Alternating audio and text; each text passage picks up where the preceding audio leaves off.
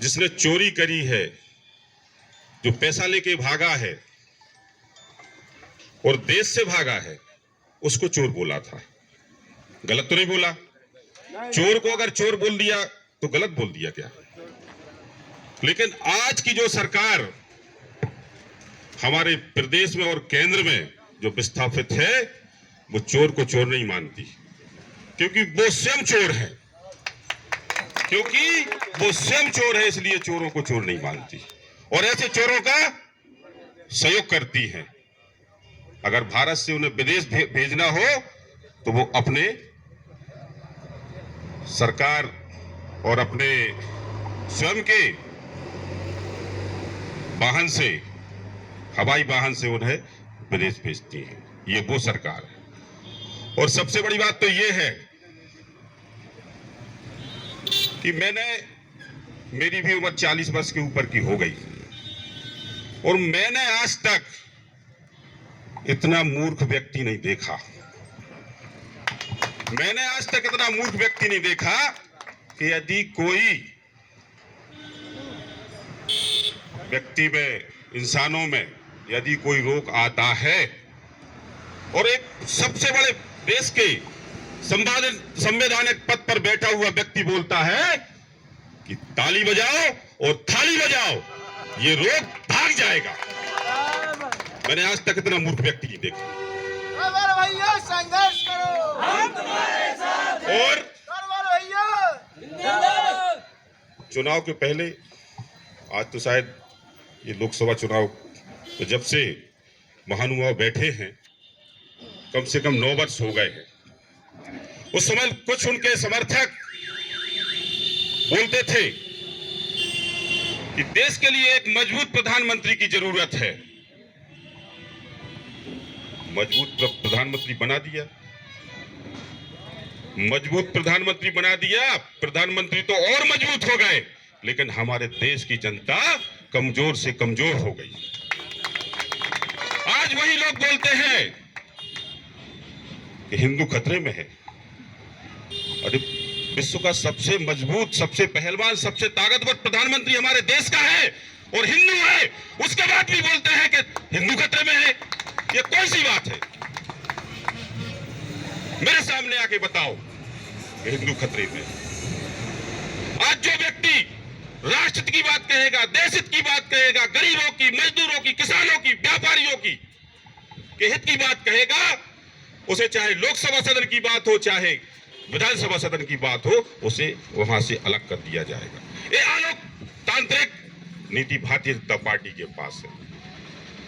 भीमराव अंबेडकर जी ने जो संविधान बनाया था, ये आने वाला समय हमारे देश के बच्चों के भविष्य के लिए अच्छा होगा। संविधान की नीतियों और धाराओं के अनुसार हमारे देश की राजनीति चलेगी तो हमारे देश के बच्चों का भविष्य अच्छा होगा।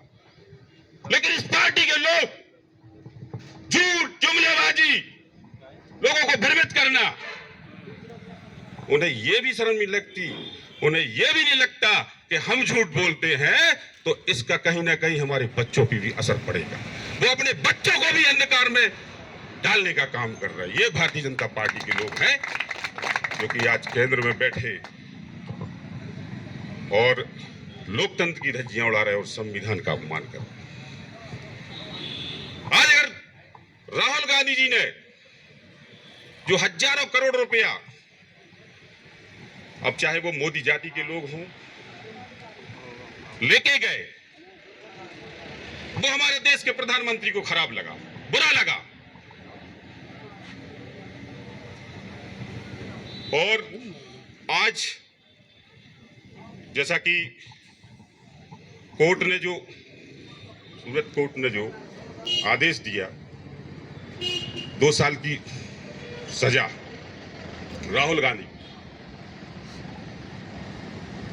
उसमें 1 महीने का समय रहता है, अपील करने का समय रहता है कि 1 महीने में उसके बाद आप कोई भी जनप्रतिनिधि हो, चाहे वो देश का प्रधानमंत्री क्यों ना हो, मुख्यमंत्री क्यों ना हो, सांसद क्यों ना हो, विधायक क्यों ना हो, और छोटे पदों पर बैठा हुआ प्रतिनिधि क्यों ना हो, उसे कम से कम 1 महीने का समय दिया जाता है। लेकिन उस चीज को ना मानते हुए राहुल गांधी सांसद और लोकसभा से सदस्यता खत्म कर दी। मैं बताना चाहता हूं राहुल गांधी कौन है। राहुल गांधी कौन है ये भारतीय जनता पार्टी के लोग सुन ले। अरे राहुल गांधी वो है जिसकी दादी के सीने में इतनी गोलियां पड़ी थी कि डॉक्टर गिन नहीं पाए। अरे राहुल गांधी वो है जिनके पिताजी के मांस के टुकड़े इतने हुए कि आज कोई गिनती नहीं कर पाया। उन राजीव गांधी जी का बेटा राहुल गांधी जी है।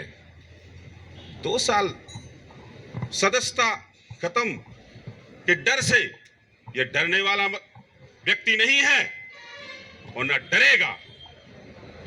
जब तक राहुल गांधी जी के तन में जान है वो हमारे देश के गरीब, मजदूर, किसान, व्यापारियों की लड़ाई लड़ते रहेंगे। इनके बहकावे में आने वालों में से नहीं। और यह पार्टी तो वो पार्टी है जिसने अंग्रेजों से लोहा लेकर हमारे देश को आजाद कराने का काम किया। मैं तो भारतीय जनता पार्टी के लोगों से कहना चाहता हूं कि आप सिर्फ एक व्यक्ति बता दें जिसने स्वतंत्रता संग्राम की लड़ाई लड़ी हो, वो भारतीय जनता पार्टी का हो। अगर होगा तो वो आपने हमारी पार्टी में से चुराया होगा। अगर यदि आपके पास होगा तो वो व्यक्ति आपने हमारी पार्टी में से चुराया होगा, क्योंकि आपने तो हमेशा आरएसएस, भाजपा, क्योंकि इनका बहुत बड़ा गहरा संबंध है। जब हमारे कांग्रेस के नेता उस समय देश की आजादी की लड़ाई लड़ रहे थे, ये अंग्रेजों के ऐसे तलवे चाट रहे थे। ये आरएसएस के लोग हैं, ये भारतीय जनता पार्टी के लोग हैं। दम हो कहीं तो मेरे सामने आके मुझसे डिबेट करें, मैं इनकी औकात बताऊंगा। आज अगर राहुल गांधी जी ने सिर्फ जाति को लेकर कि वो मोदी जाति के लोग थे और उन्हें चोर बता दिया, चोर बना दिया, वो चोर थे इसलिए उन्हें चोर बताया। लेकिन आपके जो कार्यकर्ता हैं न जाने क्या क्या बोलते रहते हैं। हमारे पूर्व वक्ताओं ने भी बताया क्या क्या बोलते रहते हैं। राहुल गांधी जी के बारे में क्या क्या बोलते रहते हैं। कभी राहुल गांधी नाम नहीं लेते,